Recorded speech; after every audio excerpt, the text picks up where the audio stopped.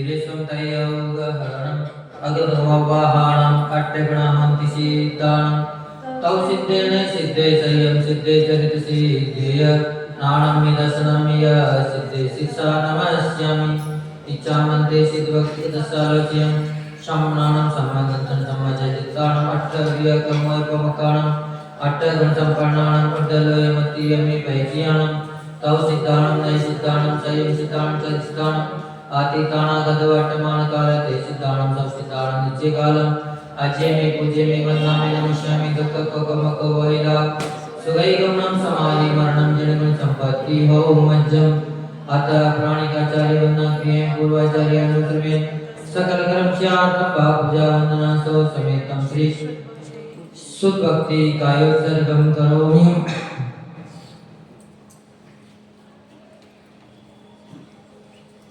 सर्वधिकानि चैव पञ्चाशदशोत्तरशतसंख्यामेतत् पंचपदं नमामि अरिहन्तवासी यत्तं गणहरदेवमन्त्रियं समं परमानि भक्तचित्तो सुज्ञानमव्यं शिरसा इच्छामन्ते सुखदुःसालोचयम् अङ्गोऽङ्गोपायने पूर्णे परिमासुत्परिमाणि योगा उपगयचूर्यासेवे सुस्थिते दुमकाय नित्यकालम् अजयमि पूजयमि वन्दामि नमस्यामि दुःखकोकमको वैरा सुगैगमनं समाये मरणं जन्म संपत्ति हो मज्जम अतः प्राणिकाचार्य वंदना क्रिय पूर्वाचार्य अनुक्रमे सकल कर्म स्यात् पूजा वंदना सो समेतम श्री आचार्य भक्ति कायोत्सर्गं करोमि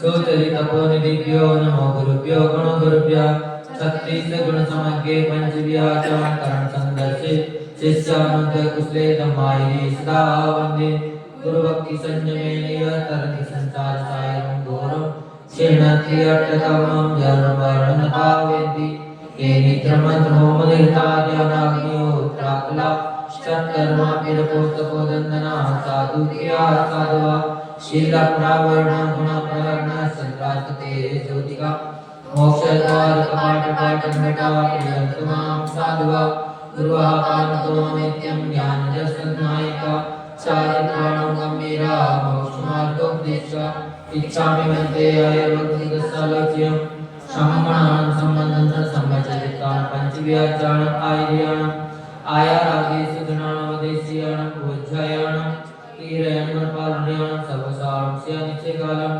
अजयमि पूजयमि वन्दामि नमस्यामि दुःखकोकमको वैला सुगैगमनं समाये मरणं जन्म संपत्ति हो मध्यम श्री आदिसागर आचार्य ब्रह्मचार्य विभूषितं विसजमात्रिकं ज्योतिर्विधिन्यायकं कविं निमित्तेकं बुधे पूज्यं सर्वसंगविदूरितं प्रभावशालिनं वीरं वन्दे त्रिगुणभक्तितं वन्दे श्री कीर्ति गुरुवरस्पत काले अवधि काले व्यापी कपोजितिं गुणगुणे पूर्णपरिणतं स्वयं नग्नत्वात् वेशति परिचये रसनोदियो योगिरानुपाय कल्पान्तकालवचनांसिया गुरुणा लोकोत्तराभिर्गुणस्तवनं प्रशंसा स्वामी नमोस्तु शिरसा मनसा वचोभि दद्यांशमलिमलसागर सूर्यवर्या स्वाध्याय ध्यान तप्त्याग महानुभुक्ति सिद्धांत सार कुशलोचन देव भक्त्या महावीर कीर्ति गुरुवर सुकर्ण शिष्य नित्यं नमामि श्री सन्मति सागराय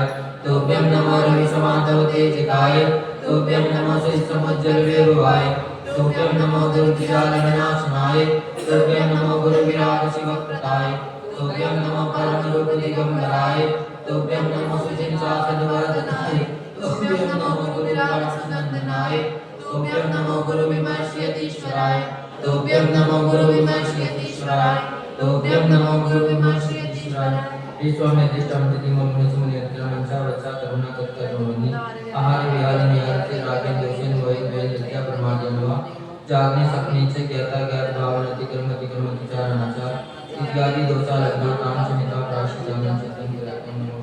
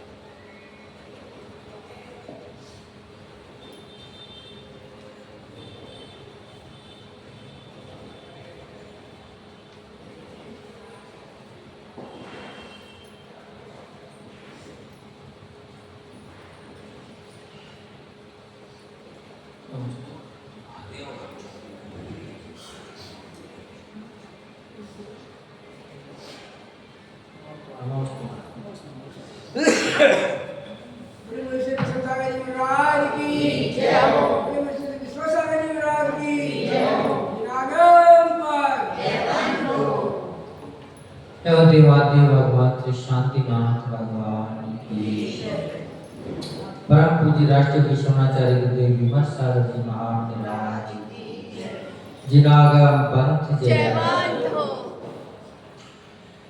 जय हो जय हो जय हो जय हो जय हो भगवान जय हो जय हो जय हो जय हो जय हो भगवान जय हो जय हो जय हो जय हो शांति भगवान जय हो जय हो जय हो जय हो शांति भगवान हमें आए हैं द्वार तुम्हारे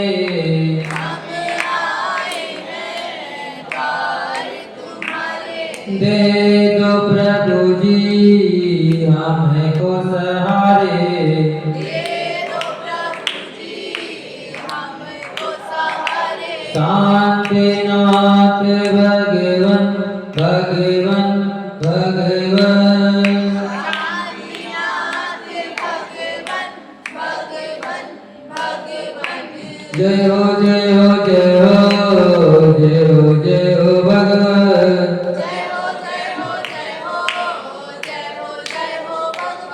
शरीर तेरागी प्यारे प्यारे लागे शरीर तेरागी प्यारी प्यारी लागे दर्श जो पाया धन्य बाग जागे दर्श जो पाया धन्य बाग जागे चरणों करो नमन नमन नमन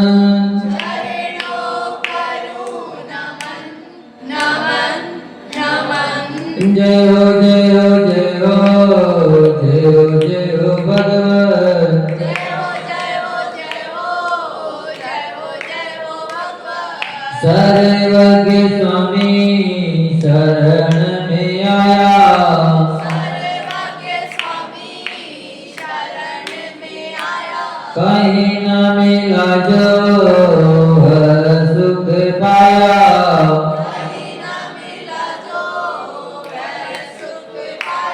हर्षित हुए नयन नयन नयन हर्षित हुए नयन नयन नयन जय हो जय हो जय हो जय हो जय हो भगवान जय हो जय हो जय हो जय हो जय हो भगवान हित उपदेशी आप कहते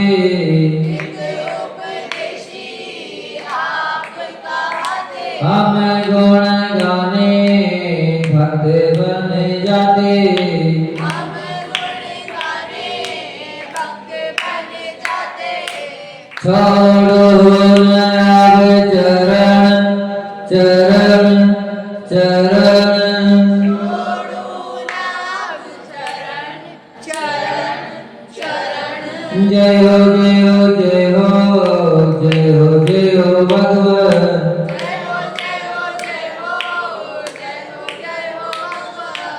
आरती के बाबा कहते आरती के बाबा कहते उस्मानपुर के बाबा कहते उस्मानपुर के बाबा कहते यक्ष यक्षिणी भी सिर को नवाते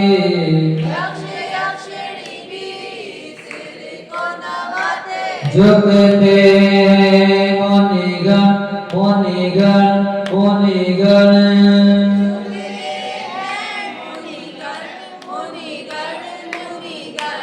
जय हो जय हो जय हो जय हो जय हो भगवान दुखिया कोई द्वार पे आए हंसता वाले द्वार से जाए हंसता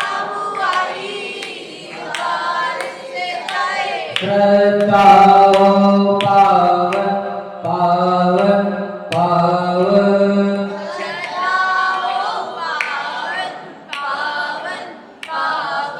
जय हो जय हो जय हो जय हो जय हो भगवान।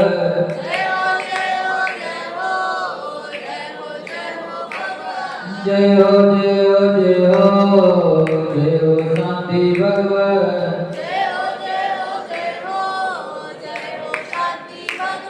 जो देवादेव भगवान श्री शांतिनाथ भगवान की जय। देवादेव भगवान श्री चिंतामणि पार्श्वनाथ भगवान की जय। वर्तमान शासक नायक भगवान श्री महावीर स्वामी की जय। परम पूज्य राजयोगी शरणाचार्य गुरुदेव विमल सागर जी महामुनिराज की जय। दिनांक 5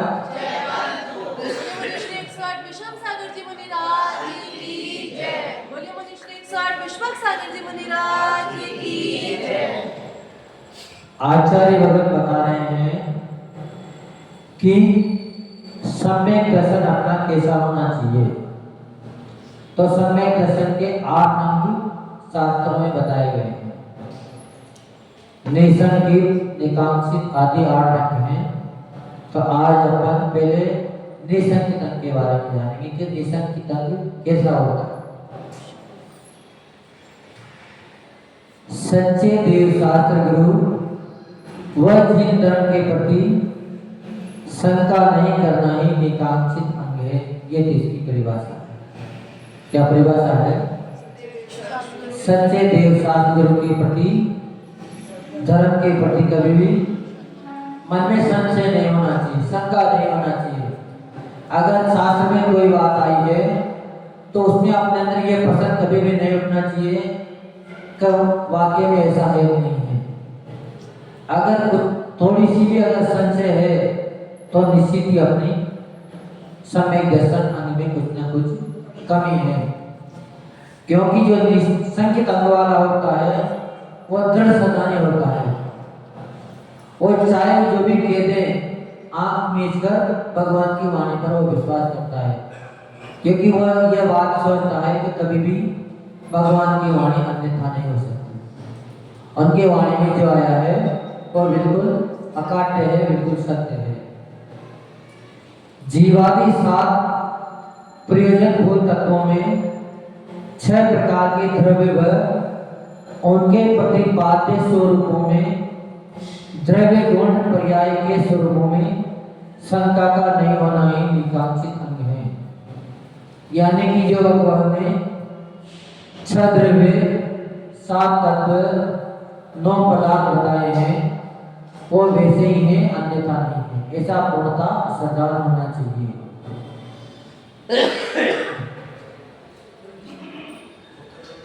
तत्व यही है, ऐसा ही है जिस प्रकार जिनेंद्र भगवान ने कहा है वैसा ही है, अन्य नहीं है, अन्यथा भी नहीं है।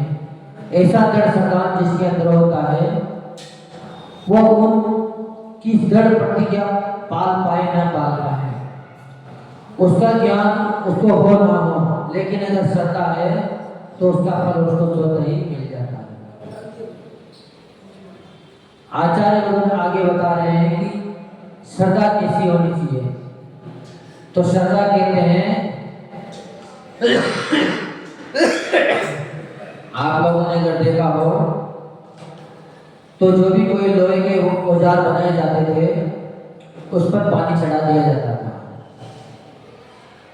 तो पानी चढ़ाने के बाद उसकी धार कभी भी मोटी नहीं होती थी। वो धार जिसकी 10 रहती है। पानी कैसे चढ़ाते हैं पता है? नहीं देखा है। लोहे को जब गर्म करके उसका हथियार बना देते हैं, उसको धार दे दी जाती है।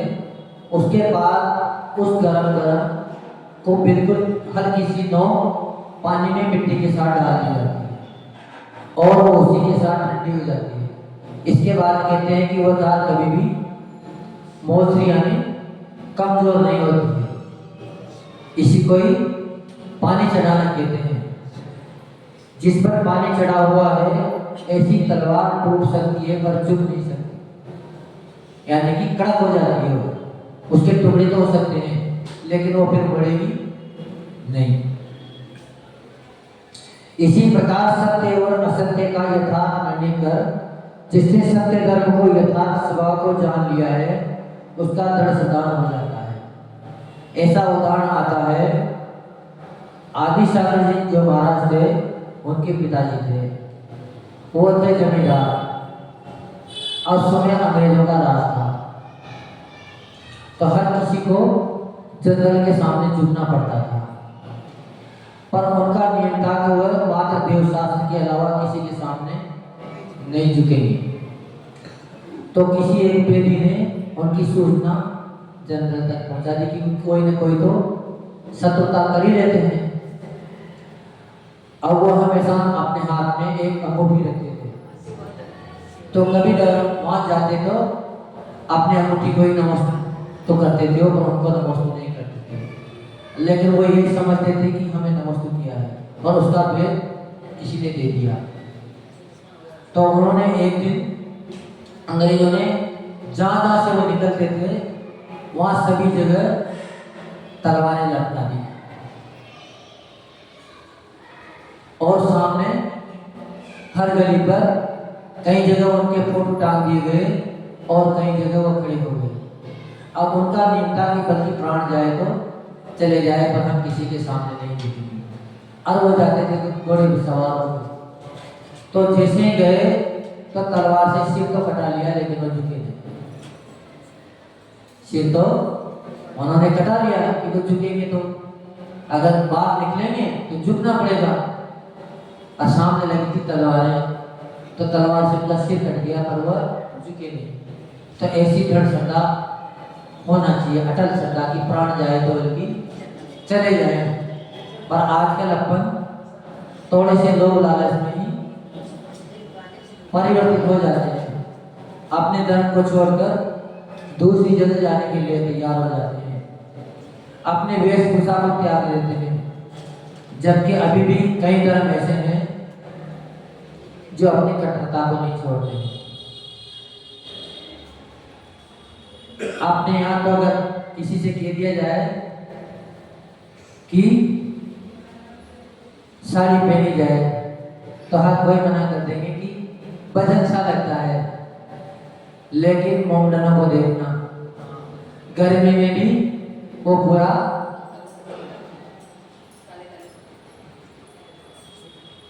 जो उनका मुर्गा होता है उसको भी वह पूरे सिर को मुंह को सबको ढक के रखते हैं। उन्होंने कभी भी अपनी परंपरा नहीं छोड़ी होगी। उनकी जैसे ही नमाज का समय होता है तो कितने भी उनकी दुकान पे ग्राहकी लगी हो, ये हमने कई बार देखी है, वो तुरंत ही अपने काम को छोड़कर चल देंगे। और अगर मस्जिद दूर होगी तो दुकान से नीचे उतर के रोड पे बैठ जाएंगे पल्ला बिछा के और वहीं अपनी नमाज पढ़ लेंगे। लेकिन नमाज के समय पे कोई भी कार्य नहीं करते। तो कट्टरता होनी चाहिए। एक दूसरी बात, अगर उनकी जाति या समाज में या रिश्तेदार में पड़ोसी में भी किसी को अगर कोई परेशानी आ गई तो आपस में तो लड़के मर जाएंगे बल्कि, लेकिन अगर किसी ने उंगली उठा दी तो कितनी भी आपस में लड़ाई हो लेकिन सब एकजुट हो जाएंगे। और अपने यहाँ दूसरी गली में मुड़ जाएंगे कि अच्छा हो इनको पिट लेने दो। तो अपन तो बहुत गए बीते हो गए, जबकि सबसे मेन दृढ़ता अपनी ही दृढ़ की मानी जाती थी। तो निसंग अंग तभी माना जाता है, दृढ़ता पूरी होनी चाहिए, क्योंकि ऐसे ही सिद्धियां नहीं हो जाती। अंजन को कुमार को तभी तो सिद्धि हुई कि उनका मरण सामने था, तो मरना तो है। तो फिर जब तलवार से मरे उससे तो अच्छा है कि भगवान की भक्ति में मरे, भगवान का नाम लेते हुए मरे। तो उन्होंने नीचे जितने हथियार थे उनकी भी परवाह नहीं हुई, और एक बार में पूरे रस्से काट दिए, जबकि वो तो मंत्र भी भूल गए थे। शास्त्र में यही आता है, आनंद तानक कथुजन जानम सेठ वचन प्रमाण। सेठ के वचन में वो हमारे लिए प्रमाण है। तो इतने मात्र से ही उनको सिद्धि प्राप्त हो गई। और अपन रात दिन भगवान की भक्ति कर रहे हैं, हाँ, फिर भी एक रोग भी नहीं मिट पा रहे हैं, तो इसका मतलब है कि कहीं ना कहीं अपनी भक्ति में कमी है, अपने स्नान में कमी है, नहीं तो ऐसा हो नहीं सकता। वादिराज भगवान को मुनिराज को कहते हैं कि उनके पूरे शरीर में कुष्ठ रोग था, और कुष्ठ रोग भी कैसा था कि शरीर से पीठ बेती थी। अब वह एक दिन शहर के उद्यान में आकर रुक गए। वहां राजा का मंत्री आया तो उसको दूर से ही बदबू सी आ गई, तो जैसे ही पास में जाके देखा तो उन्होंने उससे बहुत निंदा की, क्योंकि वो वैसे ही जैन धर्म से द्वेषता तो पहले से ही रखता था, और उनको देखकर उनके प्रति और द्वेषता बढ़ गई। तो उसने राज दरबार में आके राजा को भड़का दिया कि जैन साधु तो मेले उजले रहते हैं, कभी स्नान भी नहीं करते हैं, और उनके शरीर से तो बहुत बदबू आती है, पीठ बेलता रहता है। वही बात एक जैन मंत्री भी सुन रहा था, उनके दरबार में एक जैन मंत्री भी था। वो उसी समय खड़ा हो गया कि राजन ऐसी बात नहीं है, ये तो मात्र ईर्ष्या के कारण बता रहे हैं। हमारे साधु तो सोने जैसे चमकते हैं, जबकि वह नाते नहीं है, और उनके शरीर से तो केसर जैसी खुशबू आती है, कभी बदबू का तो कोई नाम ही नहीं है। जबकि पहले वाले मंत्री ने बात कही थी वो बिल्कुल सत्य थी। तो राजा ने दोनों की परीक्षा लेने के लिए उनसे कह दिया कि जिनकी बात झूठी निकलेगी उसकी जीभ काट ली जाएगी। अब बात बहुत बड़ी हो गई, बात बहुत बड़ी हो गई। तो जैन मंत्री था वह सीधा दरबार से महाराज जी के पास उद्यान चलो जाके जैसे ही देखा तो वाकई में महाराज का कोढ़ हुआ था और चल रहा था। वो जाते ही रोने लग गया, पूरी बात महाराज से सुना दी। तो महाराज ने भी कही कि तुमने झूठ क्यों बोल दिया भैया, जो सत्य है वो तो सत्य है। पर मंत्री बोला कि भगवान हमसे हमारे धर्म की निंदा कभी भी नहीं सुनी जाएगी, तो इसीलिए हमने बोल दिया अब धर्म की रक्षा करना आपका काम है, नहीं तो कल से इस नगर से जैन धर्म का नामो निशान मिटा दिया जाएगा। उसने अपनी बात तो नहीं कही हमारी जीभ काट ली जाएगी, पर धर्म की बात कह दी। तो वादिराज मुनिराज थे, वो इतने दिन तक तो उन्होंने अपनी सेवा रोग मिटाने के लिए एक दिन भी भक्ति नहीं करी, पर धर्म की रक्षा करने के लिए मंत्र से कहती कि कल बड़े ठाट बाट से राजा को हमारे दर्शन के लिए लिया। रात ही रात में उन्होंने एक ही भाव स्तोत्र की रचना करी, और सुबह होते होते उनका शरीर सोने जैसे चमकने लग गया, उनके शरीर में बिल्कुल भी कुष्ठ नहीं रहा। फिर भी उन्होंने एक उंगली में कुष्ठ बचा लिया था, क्योंकि उनसे ज्ञान से उन्होंने जान ली थी कि इनके बीच में कोई शर्त लगी हुई है, तो जो इनका विपक्षी है उनको राजा नुकसान पहुंचा सकता है। तो राजा जैसे ही आया तो राजा ने मुनिराज को वाकई में सोने जैसा ही पाया। उनकी काया सूर्य के प्रकाश से चमक रही थी।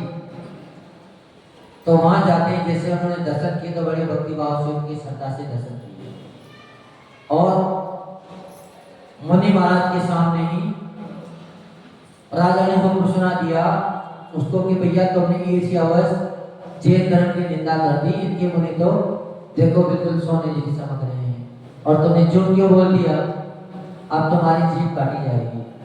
इसी समय फिर मुनिराज बोल पड़े कि राजन ये व्यक्ति झूठा नहीं है, कल तक हमारे शरीर में वाकई में कोढ़ था और हमारे शरीर से बदबू आ रही थी, पर जब जैन मंत्री हमारे पास आया तो धर्म की रक्षा करने के लिए हमने भगवान की भक्ति करी, और भक्ति का ऐसा प्रभाव हुआ कि रातों रात ही हमारे सारे रोग नष्ट हो गया, पर अभी भी हमारी उंगली में कुष्ठ है। तो राजा ने फिर कहा कि इसका प्रमाण दिया जाए कि वाकई में भक्ति से ही आपका कुष्ठ मिटा है। तो उन्होंने तुरंत दोबारा जैसे एक ही बार स्तोत्र पढ़ा तो उंगली का दाग सा कुष्ठ भी उसी समय समाप्त हो गया। उसी दिन पूरे नगरी में फिर जैन धर्म की घोषणा कर दी गई कि आज से ही पूरे नगर में मात्र जैन धर्म ही माना जाएगा। तो भक्ति का तो असिद्ध प्रभाव होता है। अपने को निसंग तन से बड़ी भक्ति करना चाहिए। अटूट भक्ति जो करते हैं उनके रोग शोक सब समाप्त हो जाते हैं। हो सकता है जब तक कर्म की विच्युति ना हो तब तक रोग रुक भी सकता है, ऐसा भी नहीं है कि एक ही रात में चली जाए। उनके सामने तो एक ही रात की बात थी।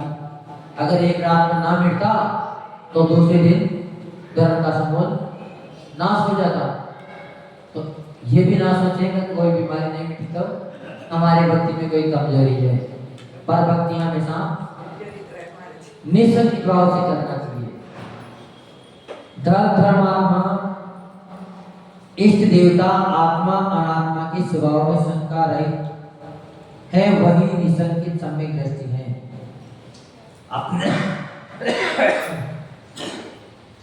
अपने सम्यक्तों को निर्मल व निसंकित करने के लिए अधिक ज्ञान की नहीं निसंकित श्रद्धा की आवश्यकता है। ज्ञान की इतनी वैल्यू नहीं है जितनी वैल्यू श्रद्धा की है, क्योंकि पूरा संसार ही श्रद्धा के ऊपर ही रुका हुआ है।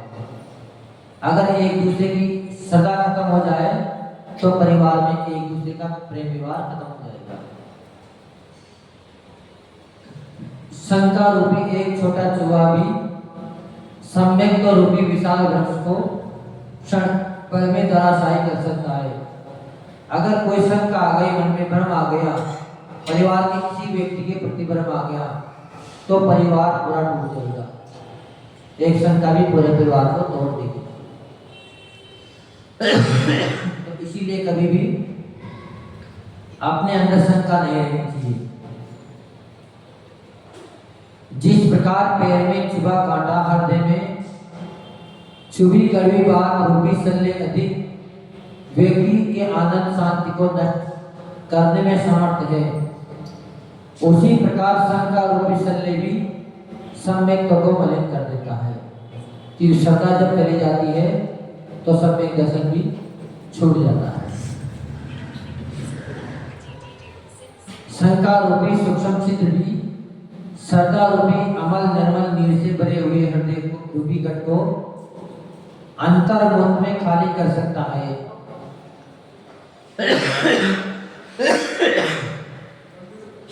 अतः शंका रूपी छिद्र को बंद करने के लिए श्रद्धा रूपी नीर निधि की सुरक्षा सतत करते रहना चाहिए। जब तक श्रद्धा मजबूत है तब तक सारे काम बड़ी सहजता से बन जाते हैं, और जब श्रद्धा ही डावाडोल हो जाती है तो फिर कितना भी प्रयास किया जाए पर काम सफल कभी भी नहीं होता है। इसलिए अपने संकित अंग को हमेशा बनाए रखना चाहिए, और संकित अंग तभी रहेगा जब अपनी श्रद्धा मजबूत रहेगी। तो कभी भी श्रद्धा कितना भी प्रलोभन देने वाले आते हैं, चाहे अपने प्राणों का भी घात क्यों ना हो जाए, पर कभी भी श्रद्धा डावाडोल नहीं करना चाहिए, क्योंकि प्राणों का घात मात्र इस जन्म का होगा। पर अगर श्रद्धा चली गई तो उसके तो भाव बिगड़ जाएंगे। शुभम चक्रवर्ती के साथ यही हुआ है। जब तक उनकी श्रद्धा थी तब तक एक वेंत्र भी उनकी नाव को नहीं पलट पाया, जबकि वेंत्र के अंदर कहते हैं कि इतनी शक्ति होती है कि अगर वो चाहे तो अपनी एक उंगली से पूरे जम्बूद्वीप को पलट सकता है। इतनी शक्ति एक वेंत्र के अंदर होती है। पर वह जब तक सुबह नमोकार पढ़ता रहा तो उसकी नाव भी नहीं पढ़ सका। तो धर्म के अंदर बहुत बड़ी शक्ति होती है, मात्र श्रद्धा का विषय है। और जब श्रद्धा चली गई, वो प्रलोभन में आ गया, कहीं का मूर्ति के प्रलोभन में आ गया। उसने प्रलोभन दे दिया कि अगर तुम इस मंत्र को जपना छोड़ दोगे तो हम भी तुम्हें बचा लेंगे, जितना तूफान आ रहा है सब मिट जाएगा। जैसे उसकी श्रद्धा गई और उसकी नाव समुद्र में डूबी थी तो डूबी, पर वो स्वयं सातवें नरक का बंद करके सातवें नरक में जाते थे। तो इसीलिए कभी भी शंका अपने अंदर नहीं आना चाहिए धर्म के प्रति। वैसे तो घर परिवार किसी के प्रति भी शंका नहीं होनी चाहिए, पर खास तौर देव शास्त्र गुरु और धर्म के प्रति तो कभी भी शंका आना ही नहीं चाहिए, क्योंकि बाहर से बंधा हुआ कर्म एक बार मंदिर में आने के बाद छूट सकता है, लेकिन जो मंदिर के निमित्त से देव शास्त्र गुरु के निमित्त से जो कर्म मान लेते हैं वो जीव को भोगना ही पड़ते हैं, उसका कभी कोई समाधान नहीं है। तो इसीलिए कभी भी धर्म के प्रति शंका मन में नहीं आना चाहिए।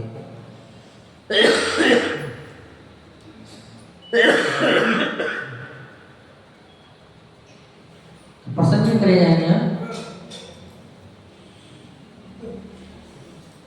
निसंग के तत्व का क्या स्वरूप है?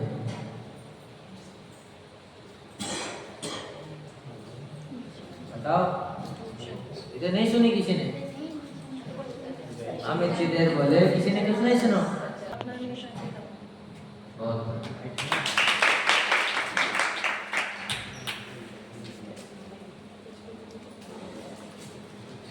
शंका कैसी होनी, श्रद्धा कैसी होनी चाहिए?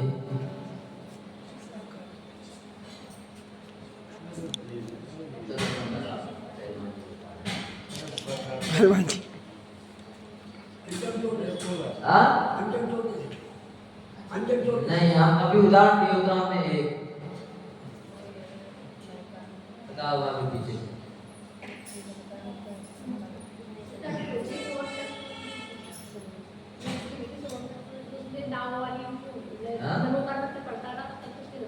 नहीं नहीं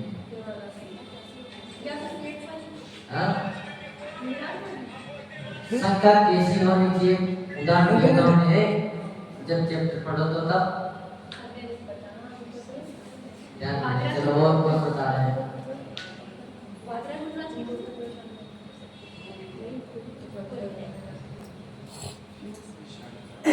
जैसे उन्होंने मंत्री आए थे राजा के, उन्होंने मेरे राज के ऊपर वो देखी, उनके शरीर से कोट बह रहा था और उनके कोट बह रहा था और शरीर में दुर्गंध भी आ रही थी। ये उदाहरण नहीं, ये वाला नहीं, दूसरी वाला जो स्टार्ट कर देता है।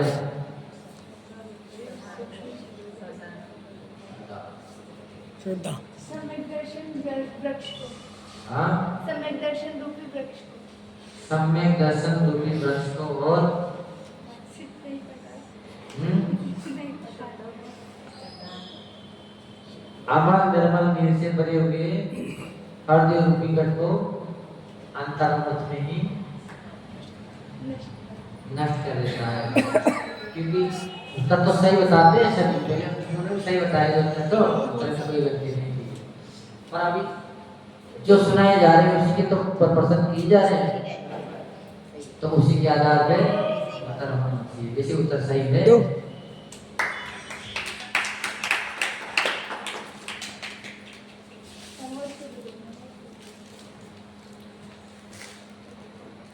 संकित अंक के लिए क्या जरूरी है?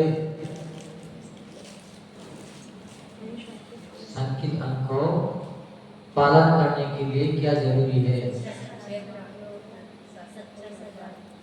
दो चीज बताई थी।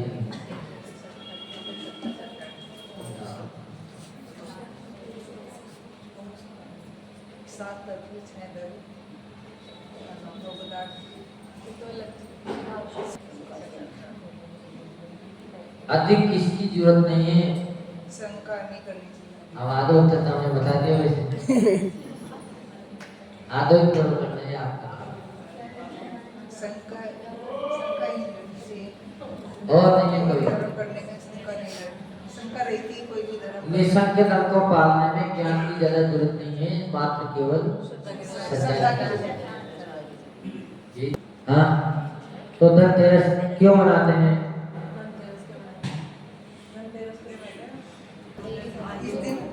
इस दिन भगवान महावीर भगवान योग के लिए बैठे थे, ये धनतेरस मनाई जाती है। भगवान ने योग विरोध किया था, इसीलिए ही धनतेरस मनाई जाती है।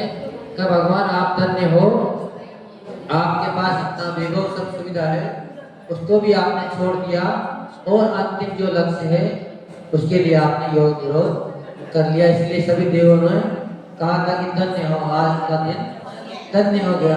तो धनतेरस धन्य हो गया। सब लोगों ने क्या मान ली कि धनतेरस जो भगवान ने छोड़ दिया उस सबको हम बटोर दें। इनको तो छोड़ के चले गए, यही तो ये कह रहे हैं कि हम तुम्हें रतन लाके देंगे, सबको रतन मार देना, पर तुम लाओगे पत्थर के टुकड़े और बटवाओगे हमारे रतनों के नाम से। नहीं, हम तो भाव से आए। ऐसा भाव नहीं चल सकता।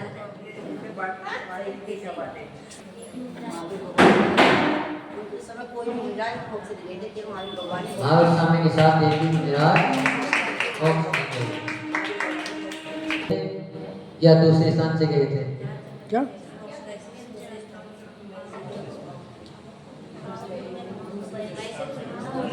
हाँ?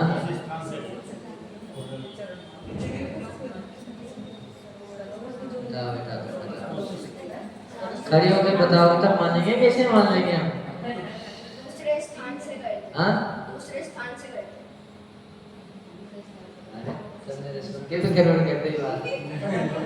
बैठ जाओ, चलो बताओ भैया। उसी स्थान से गए। उसी स्थान से भगवान महावीर स्वामी बॉक्स गए थे जहाँ भी चरण रखे हुए थे, वही मेन स्थान है। ओए, ज्ञान से सूझे लोकालोक, सवाणी मस्तक करो सदा देखो। हे जिनवाणी भारती तोई जपु दिन रे, जो तेरी शरणा गए सो पावे सुचे। देव भजो अरिहंत को गुरु सेवा निर्ग्रह, दया धर्म पालो सदा यही मोक्ष का फल।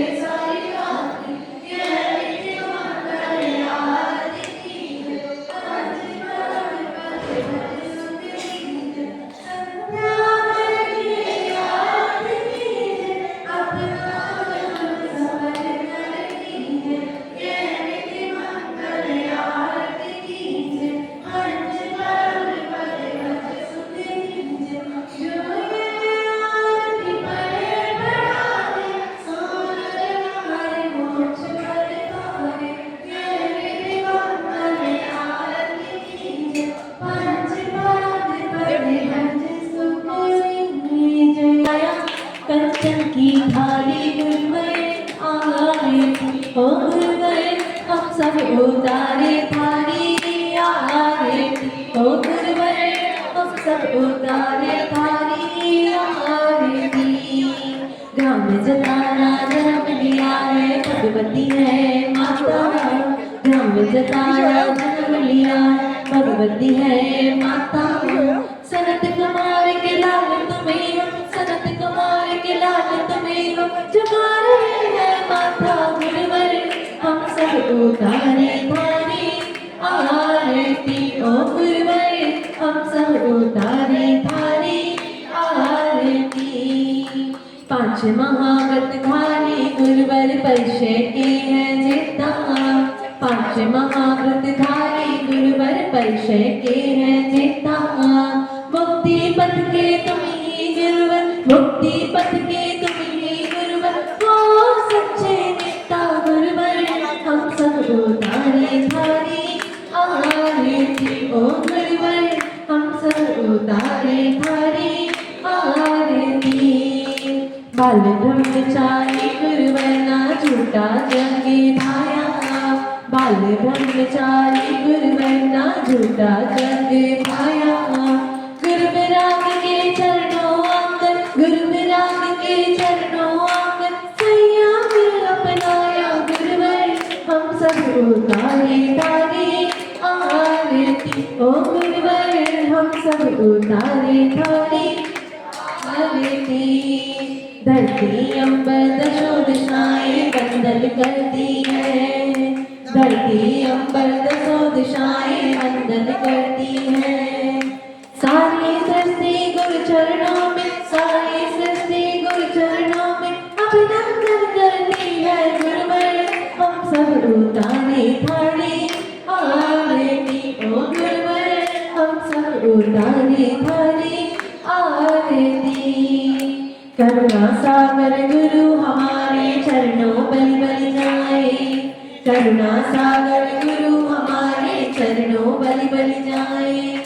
जब तक मुक्ति मिले ना हमको, जब तक मुक्ति मिले ना हमको, बाबा तुमको पाए गुरुवर, हम सब उतारे थारी आरती। ओ गुरुवर हम सब उतारे थारी आरती। वीतरागता गुरु की चर्या से नित झरती है। वीतरागता गुरु की चर्या से नित झरती है। चरणों में नत होके साधना, चरणों में नत होके साधना, अभिनंदन करती है गुरुवर, हम सब उतारे थारी आरती। ओ गुरुवर हम सब उतारे थारी आरती। छोटे बाबा सिद्ध क्षेत्र आहार के आप कहाते। छोटे बाबा सिद्ध क्षेत्र आहार के आप कहाते। जो भी श्रद्धा से आता है, जो भी श्रद्धा से आता है, सबके कष्ट मिटाते गुरुवर, हम सब उतारे थारी आरती। ओ गुरुवर हम सब उतारे थारी आरती। अतिशयकारी बाबा है ये जो भी चरणों आते। अतिशयकारी बाबा है ये जो भी चरणों आते।